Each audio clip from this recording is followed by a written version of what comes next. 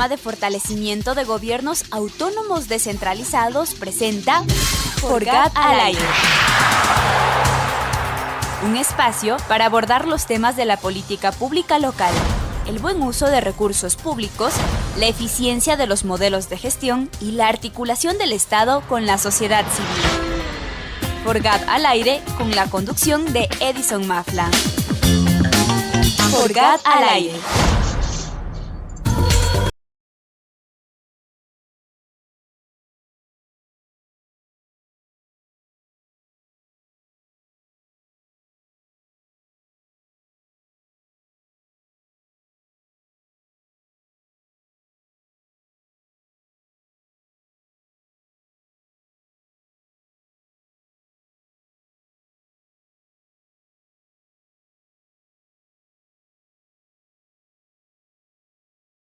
Amigos y amigas, muy buenos días, buenas tardes, buenas noches en todo el mundo quien puede escucharnos y vernos en la señal de FORGAD al aire, una iniciativa más de Voz Andina Internacional de la Universidad Andina Simón Bolívar, sede Ecuador. Recuerda que este programa está adscrito al programa del área académica de gestión. Hoy, como todos los martes a las 11 de la mañana, tenemos invitados importantes para hablar sobre el Ecuador profundo, sobre ese Ecuador que está, trabajando el desarrollo local y que obviamente tiene el principal público objetivo, nuestros gobiernos autónomos descentralizados. El día de hoy tenemos una entrevista importante con Gary Espinosa. Ustedes lo recuerdan, amigos y amigas, sobre todo en el Ecuador. Gary Espinosa estudió en la licenciatura en Filosofía y Ciencias Socioeconómicas en la Universidad Técnica de Luis Torres de Esmeraldas y se convertiría en el primer afrodescendiente en dirigir la presidencia de la FENOCIN. Mi querido Gary Espinosa, muy buenos días, bienvenido a este programa FORGAD al aire.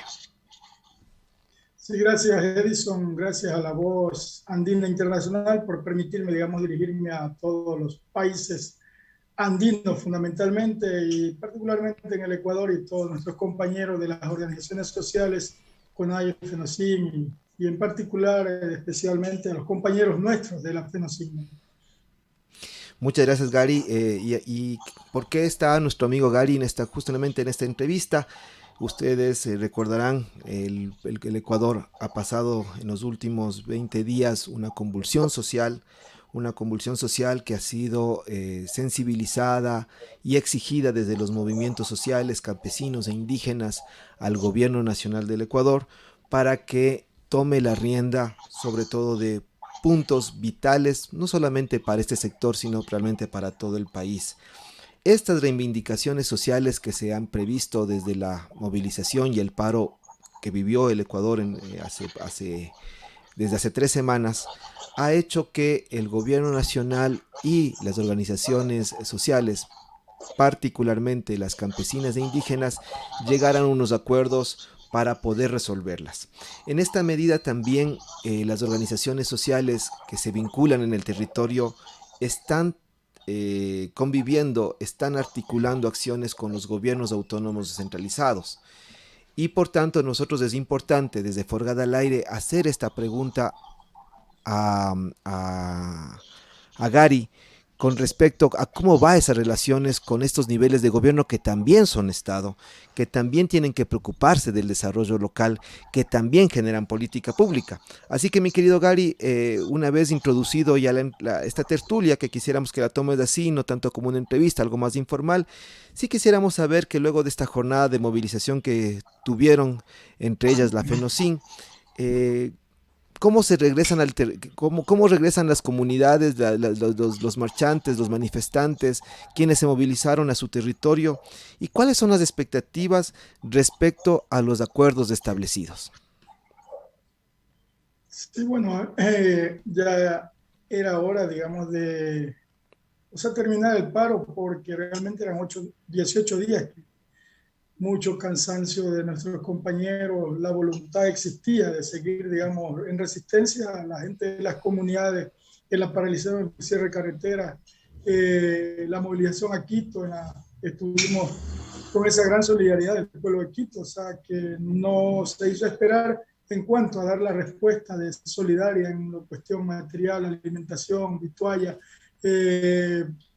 colchones, es decir, todo, ¿no? De manera que el pueblo de Quito respondió, ¿no? Y que esta lucha, deben de saber el pueblo ecuatoriano, Quito en particular, que era una lucha no solo de los indígenas, de los negros, de los campesinos, de las organizaciones que estábamos allí, era una lucha, digamos, en favor del pueblo ecuatoriano. Por ejemplo, esto de los 15 centavos, que parecen ser irrisorios, que son 6% del precio del galón de gasolina, sin embargo, es en el monto del número de millones de galones de combustible que se consumen en el pueblo ecuatoriano, realmente es un gran aporte, digamos, a la economía y a los bolsillos, a la gente que consume combustible, que en definitiva no son solo indígenas, son todo el pueblo ecuatoriano, los que estábamos en la lucha y los que estaban en contra también se van a beneficiar de esto, aunque supuestamente es poco, pero sin embargo es un gran aporte, digamos, a lo que tiene que ver con la economía de cada uno de los bolsillos de los ecuatorianos. Además,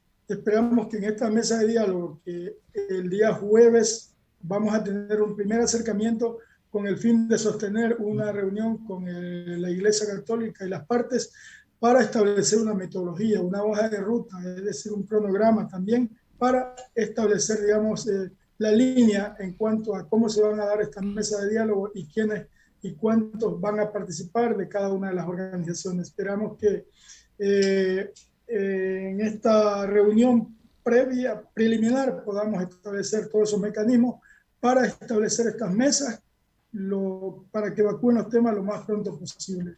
Eso es, digamos, la expectativa que tenemos y esperamos también que una vez que instalemos las mesas, el gobierno nacional tenga la sensibilidad de atender los requerimientos, que no son requerimientos de ahora, son requerimientos de todos estos 48 años de vida democrática que hemos venido reclamando, exigiendo a los gobiernos de turno, y ninguno ha hecho caso, digamos, a los planteamientos de las organizaciones. Así es, Gary, y en ese sentido, las organizaciones sociales, campesino-indígenas, tienen también una lucha muy particular y reivindicatoria con el campo, con la agricultura, con la producción. Esa lucha que se está exigiendo al nivel nacional en los gobiernos subnacionales, especialmente en la prefectura y en los gobiernos parroquiales, se llama la competencia de fomento productivo. La pregunta entonces es, si ya se ha alcanzado estas principales, digamos que esos principales puntos dentro de los acuerdos con el gobierno nacional, desde el gobierno subnacional, ¿qué se tiene que plantear para mejorar las condiciones principalmente de nuestros productores en el campo? Bueno, nosotros venimos reclamando no solo situaciones que tienen que ver con el desarrollo de la agricultura, sino que cosas que están vinculadas directamente a la cuestión de obras, digamos, de apoyo a la producción, como por ejemplo caminos vecinales, que es una oferta del presidente de la República. Recuerde usted que el presidente nos ofreció caminos vecinales y hasta ahora ha decidido poner $1 solamente en lo que tiene que ver para que los gobiernos locales, los gobiernos provinciales, las juntas parroquiales puedan coordinar este tema con el fin de que se ejecuten. Por ejemplo, en el caso de Esmeralda, mi cantón nomás, 75 caminos vecinales y solo tenemos 3 caminos asfaltados. Eso no puede ser, digamos, que sigamos en la misma situación cuando en otras provincias como Tungurahua, por ejemplo, ahí se ve que las autoridades han realmente desarrollado lo que tiene que ver con caminos. Más del 90% de los caminos están asfaltados. Es decir, no pueden seguir, digamos, de esa manera el desarrollo con esas inequidades tan profundas que tenemos en todo el Ecuador. El caso de Cangagua, nomás, Cayambe, o sea, unos caminos desastrosos que no hay, digamos, autoridad que pueda intervenirlos, que pueda mejorarlos. O sea, no hay justicia para los productores agropecuarios, los indígenas, los campesinos, que estamos tratados definitivamente como la última rueda del coche de este país, y eso no puede ser. Somos ciudadanos de... Gary, en ese sentido tú pones el ejemplo de Tungurahua y claro, la política pública local, en ese caso mantenimiento de las vías, la gestión de la vialidad rural es parte también de las responsabilidades de los gobiernos locales y obviamente complementa el tema de fomento productivo. Los gobiernos locales miran en ese sentido a las organizaciones sociales campesino-indígenas como un actor fundamental del desarrollo, ¿o qué hace falta para que se los involucre en la gestión pública local? Yo creo que ahí incluso hay que hacer reformas legales. Ese COTAC, digamos, fue hecho a la carrera. Usted sabe qué gobierno hizo ese COTAC. No lo hizo con participación comunitaria, o sea, con consulta a las comunidades, a los sectores rurales. El COTAC debe ser, digamos, regresar, digamos, las competencias más inmediatas a los municipios. O sea, es decir, los municipios deben de convertirse en un gobierno autónomo verdadero, o sea, que desarrolle todas las actividades que están alrededor del cantón, de manera que no puede ser que al municipio le quiten tantas competencias que le han mermado y que esté, digamos, con unas cuantas cosas que tiene que hacer. El municipio debe ser el que ejecute toda la política de desarrollo que está más cerca de los pueblos, de manera que eso significa porque por lo pronto, hasta que se hagan las reformas correspondientes, el gobierno debe de hacer, digamos, convenios con los municipios, convenios con los consejos provinciales y las juntas parroquiales, con el fin de que se ejecute la política pública desde el más bajo nivel de gobierno, con el fin de que lleguen de manera directa y más ágil, porque ellos son los que están más cerca de la población rural. Por tanto, pues, si no se lo hace así, significa que vamos a profundizar la pobreza en el área rural,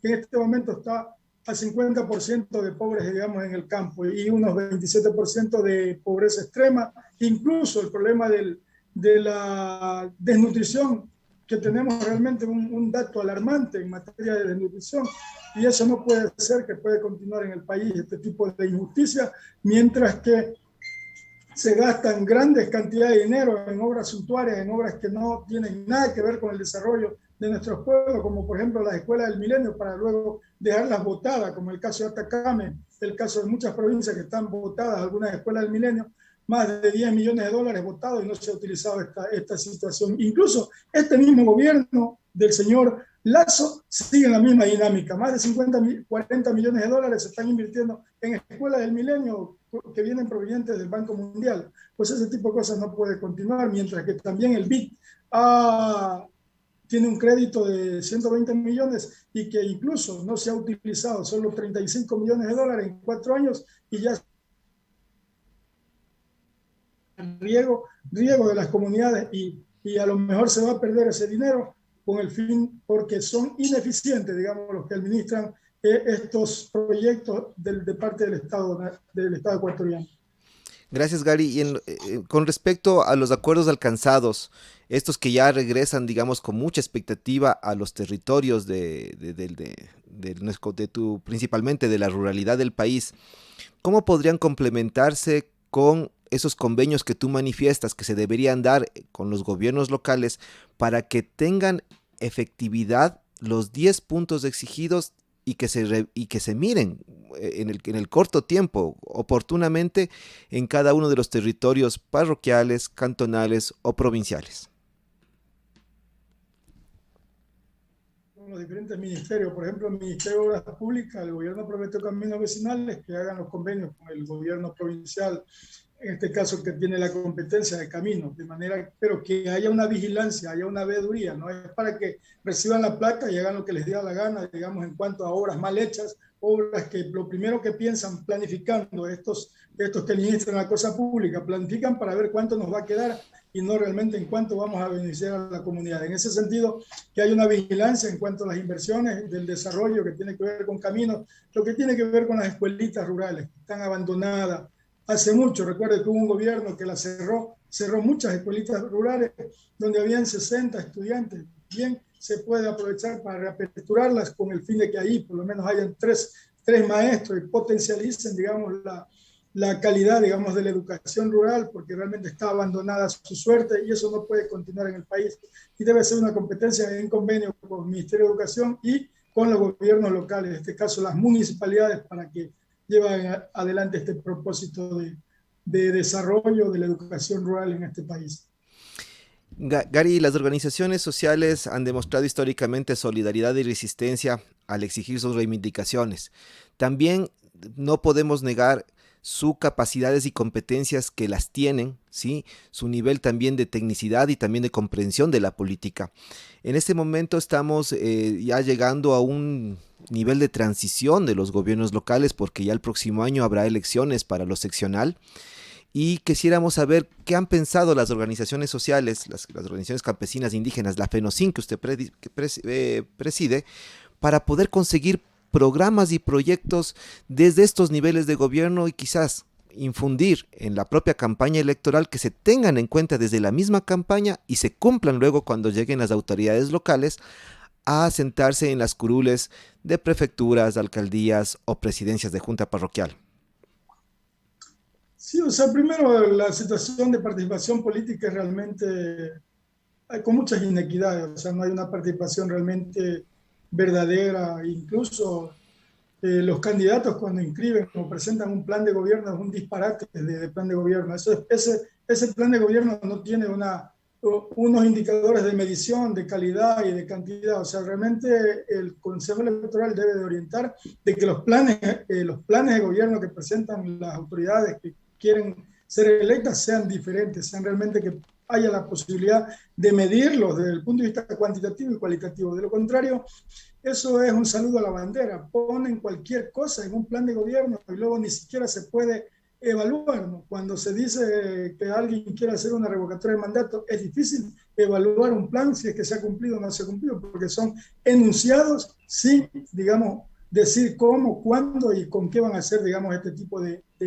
ejecución de obras. De manera que ahí hay que hacer también un trabajo de reformas en lo que tiene. La democracia debe permitir la participación más activa de las organizaciones políticas, porque en definitiva la democracia se apunta sobre la base, o se apuntala sobre la base de las organizaciones políticas, o sea, los partidos y movimientos, de manera que ahí debe haber, digamos, una participación más activa de vigilancia. Incluso el día de las elecciones debe haber una participación activa de todos los movimientos políticos, con el fin de que no haya esta situación de la tránsfuga, de que los procesos electorales sean, bueno, no sean transparentes, que es lo que hemos visto en los últimos años. Entonces hay que buscar algunas reformas, pero por lo pronto el Consejo Electoral vía reglamentos debe de buscar la forma de que estos planes de gobierno tengan mayor efectividad en cuanto al que gane tenga una ejecución realmente verdadera de estos planes de gobierno. Gary, este programa, como tú ves, está enfocado a los gobiernos autónomos descentralizados. Estamos llegando ya al final de nuestra entrevista y no quisiéramos dejar de decirles desde tu perspectiva, como presidente de una gran organización nacional como es la FENOCIN, saber ya desde lo que tú planteas, desde el plan de campaña, un plan de campaña más concreto, un plan de desarrollo cuando lleguen a las organizaciones, a los territorios, consensuado con la gente, pero sobre todo una cogestión comunitaria. ¿Qué les dirías tú a un prefecto, a una prefecta, a un alcalde, una alcaldesa, a un presidente, a una presidenta de junta parroquial, el momento que llegan a su curul, para que puedan realmente tener esta famosa cogestión comunitaria, esto que se vive desde las tierras ancestrales como es la minga, sí, que se retome realmente como un ejercicio de poder compartido? ¿Es posible eso desde tu perspectiva, querido Gary? Sí, yo creo que primero me parece que hay que ir también a la profundidad, de reformar esa cloaca que es la ley de contratación pública, con el fin de que allí se busque la transparencia, la honestidad de parte de todos los prefectos, los presidentes, los alcaldes, los presidentes de junta parroquial, con el fin de que dejen, digamos, de buscar la forma de que las obras que realmente sean bien planificadas y que la ley de contratación pública permita una veeduría permanente de los sectores populares, principalmente de los que van a ser beneficiarios de la obra. Debe ser, digamos, los principales veedores de ese proceso, desde el inicio de lo precontractual, lo contractual y, digamos, el seguimiento de la ejecución de la obra, de manera que también haya privilegios en cuanto a que sea la gente del medio la que trabaje en la obra. Es decir, que la obra permita desarrollar económicamente a la población y no que vengan, por ejemplo, un señor de Manabí a hacer una obra en Esmeralda. El caso de Esmeralda es un ejemplo. Más del 50% de los contratistas son de Manabí, son de otras provincias y no son de Esmeralda. Entonces, ese tipo de cosas. ¿Cuándo vamos a combatir la pobreza en Esmeralda si los contratistas vienen, trabajan y se llevan la ganancia de acá y no circula acá en la provincia de Esmeralda? O sea, Ese proceso de contratación debe hacerse, digamos, lo más transparente posible y las autoridades electas deben de demostrar transparencia en la ejecución de obra. Transparencia, honestidad, con el fin de que la plata alcance lo mayor posible para el desarrollo. Ya, y Gary, ya que hablas de transparencia, entendería entonces que una lucha de las organizaciones sociales es justamente el buscar la transparencia y obviamente denunciar la corrupción. En esa medida yo creo que las organizaciones sociales también tienen un rol importante. Tú ya mencionas que en lo local el tema de las vedurías y a nivel local, que sea cantonal, provincial o nacional, se tiene que seguir entonces denunciando y pidiendo que haya una rendición de cuentas efectivas y que se transparenten las cuentas y que se ataque la corrupción permanentemente. Precisamente el gobierno nacional nos prometió, digamos, atacar la corrupción, combatir la corrupción, incluso dijo que iba a recuperar lo robado, pero hasta ahora no ha recuperado un solo centavo, no ha hecho ni el intento siquiera de recuperar lo robado de este país. O sea, eso debe ser una política de gobierno permanente. No, no importa qué gobierno haya estado anteriormente, hay que atacar, digamos, la corrupción, venga de donde venga. Y lo otro es que el gobierno nacional, el presidente Lazo, aliado con los que sabemos, ha aprobado el artículo 25, que es el 25 de la Ley de Desarrollo y Sostenibilidad Fiscal, que es un monumento a la corrupción. O sea, esa es una venia para que el país siga corrompiéndose, porque permite que traigan los dineros robados sin que la UAFE o la Fiscalía pueda investigar de dónde provienen. Entonces, ese tipo de cosas no se puede permitir en el país. Los señores asambleístas que hoy se desentienden de los problemas del pueblo ecuatoriano, ahí tienen una tarea de reformar la ley de contratación pública y reformar este malhadado artículo 25 de la ley de desarrollo y sostenibilidad fiscal, que es realmente un monumento a la corrupción y un fomento a que se sigan robando la plata en este país y luego la traigan o la utilicen para pagar fianzas de 14 millones de dólares en Estados Unidos o en cualquier otro país. Gracias, querido Gary. El tiempo en radio entonces ha limitado. Nos quedamos con varias preguntas todavía en el tintero, pero podemos resumir de alguna manera que Gary nos manifiesta que existen acuerdos establecidos ya con el gobierno nacional. Estos pueden complementarse con el nivel subnacional. Hay que hacer convenios interinstitucionales y considerarles a las organizaciones sociales, campesinas, indígenas de primero, segundo y tercer grado como actores fundamentales del desarrollo. Hay que reformar algunas leyes. Hay que participar activamente de la gestión pública, no solamente desde la propia acción comunitaria, sino desde la veeduría social, desde un seguimiento y monitoreo. Hay que empoderarse de las obras y proyectos con la mano de obra, con la capacidad técnica, profesional. Y qué bueno que se anuncie también la lucha contra la lucha contra la corrupción y el fomento de la transparencia. Querido Gary, ¿algún mensaje final para quienes nos escuchan, especialmente nuestros gobiernos autónomos descentralizados? O sea, pedir, digamos, disculpas al pueblo ecuatoriano por estos hechos. A lo mejor alguna gente se infiltró y exageró, digamos, eh, quiso presentar al movimiento de lucha como un vandalismo, como estas situaciones violentas. Nosotros no somos violentos, somos realmente lucha pacífica con el fin de conseguir objetivos en beneficio de las comunidades, de los pueblos, de las nacionalidades, de nuestras organizaciones, que somos parte del pueblo ecuatoriano y somos parte de los pueblos y nacionalidades, la FEINE, la FENOCIN y la CONAIE y otras organizaciones que también participaron, como la FEI, como la FENO, que también estuvieron activamente en este proceso de lucha. Muchas gracias por esta oportunidad, Edison, y a la voz andina internacional. Este ha sido Gary Espinosa, presidente de la organización FENECIN. Muchas gracias por la tertulia que hemos mantenido, mucha información, varias lecciones, aprendizajes que nos guardamos para nuestros gobiernos autónomos centralizados para el Ecuador profundo.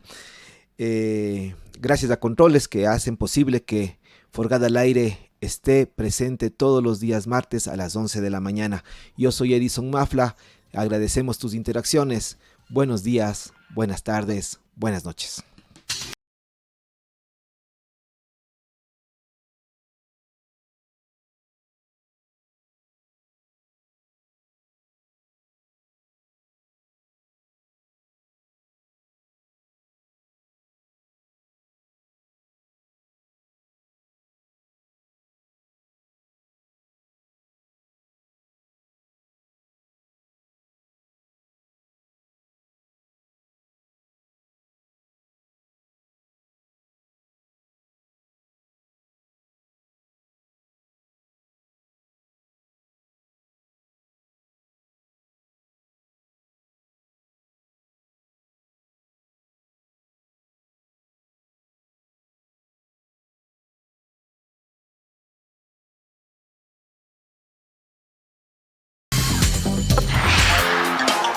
Por GAD al Aire fue una producción del Programa de Fortalecimiento de los Gobiernos Autónomos Descentralizados.